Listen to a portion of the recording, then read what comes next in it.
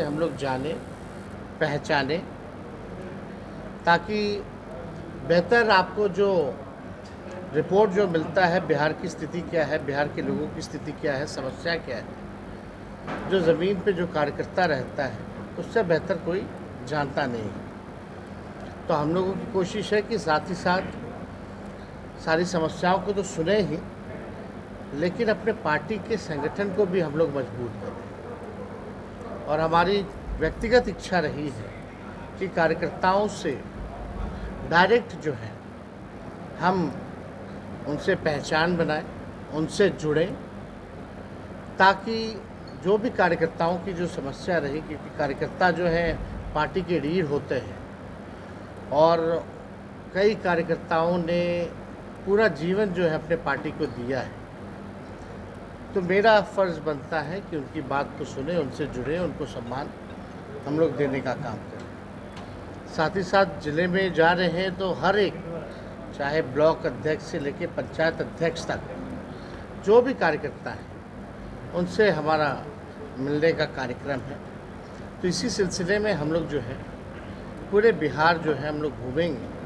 और पहला जो चरण है वो समस्तीपुर है, इसके बाद दरभंगा, मधुबनी और मुजफ्फरपुर। उसके बाद आप लोग जान रहे हैं कि नवरात्र आता है, तो उसके बाद जो है आगे का कार्यक्रम जो होगा सेकेंड फेज़ वो चालू रहेगा।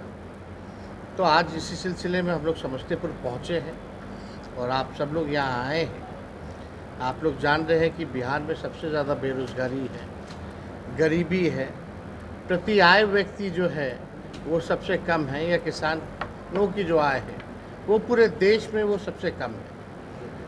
लगभग 94 लाख लोग जो परिवार जो है बिहार में गरीबी रेखा के नीचे जो है पाए गए हैं। और हम लोगों ने जब महागठबंधन सरकार था तो उसमें जाति आधारित गणना के साथ साथ हर एक व्यक्ति की परिवार की क्या स्थिति है, कौन कितना पढ़ा लिखा है, किसका कितना आय है, किसका नौकरी है कि नहीं है, कौन भूमिहीन है, सारा डेटा हम लोगों के पास आया। और उसी के तहत हम लोगों को योजना भी चलाना था। जिसकी आय कम है, कहीं रोज़गार नहीं है, उन परिवारों को सालाना 2 लाख रुपए का देने की जो योजना भी थी। भूमिहीन को 1 लाख रुपए, घर बनाने के लिए 1,20,000, ये सारा योजना हम लोगों का तैयार था। और उसी हिसाब से हम लोगों ने आरक्षण भी बढ़ाने का काम किया, जो देश भर में सबसे ज़्यादा पिछड़े, अति पिछड़े, दलित और आदिवासियों का 65% हम लोगों ने बढ़ाया और 10% एज इट इज़ EWS का हम लोगों ने रखा। लेकिन आप सब लोग जान रहे हैं कि क्या हुआ। जिसका डर था, हम लोग बार बार चिल्लाते रहे अनुसूची 9 में इसको डालो, शेड्यूल 9 में इसको डालना चाहिए, लेकिन भारत सरकार और डबल इंजन की सरकार ने ऐसा नहीं किया। तो आज इसी सिलसिले में हम लोग आए हैं। पीड़ा भी होती है, हम लोग नए सोच के हैं, नया बिहार बनाना है। और नया बिहार बनाने में इन कार्यकर्ताओं का हम लोगों को साथ चाहिए, विश्वास चाहिए। क्या लगता है इस बार चुनाव नहीं हो पाया क्या? आप सब लोगों को पता है जिस प्रकार से जांच एजेंसियों का दुरुपयोग होता है, जिस हिसाब से जितने संवैधानिक संस्थाएं हैं उसका दुरुपयोग होता है, ये सब लोगों से छिपा हुआ नहीं है, ये जग जाहिर है। आप बीजेपी के खिलाफ लड़िएगा तो आप पे सारे एजेंसियाँ पीछे पड़ेंगी, आपको दबाएंगी, आपको बदनाम करेंगी। लेकिन बीजेपी के साथ रहिएगा तो आप जो है दोषमुक्त हो रहिएगा, आपका सारा पाप धुल जाता है। और ऐसा सेवरल एग्जाम्पल हम लोगों ने देखा है, चाहे महाराष्ट्र में हो, सारे केस ही ख़त्म हो जाते हैं बीजेपी में जाने के बाद। तो ये तो अद्भुत है।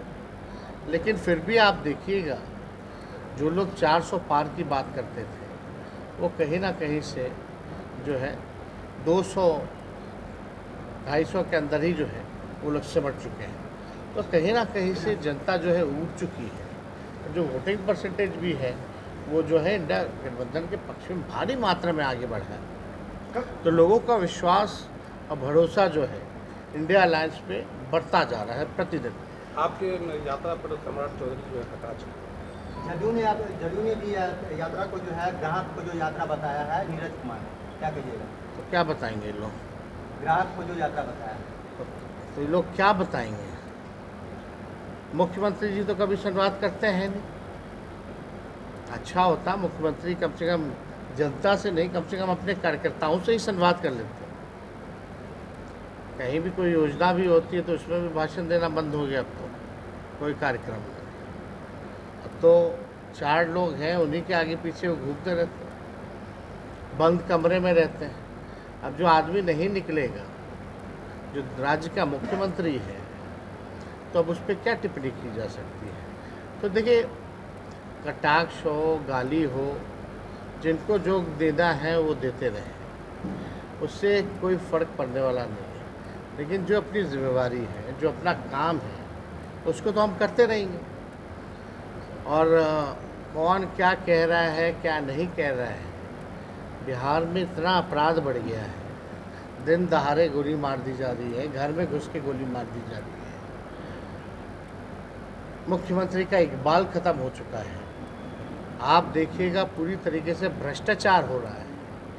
ब्लॉक हो, थाना हो, लगातार जो है भ्रष्टाचार चल रहा है। सर्वे की बात की जा रही है, उसमें भी बड़ा शिकायत आ रहा कि उसमें भी पूरा भ्रष्टाचार चल रहा है। तरह तरह की बातें हैं और मुख्यमंत्री जो है वो चुप है, हर एक मुद्दे को लेकर के चुप रहते हैं।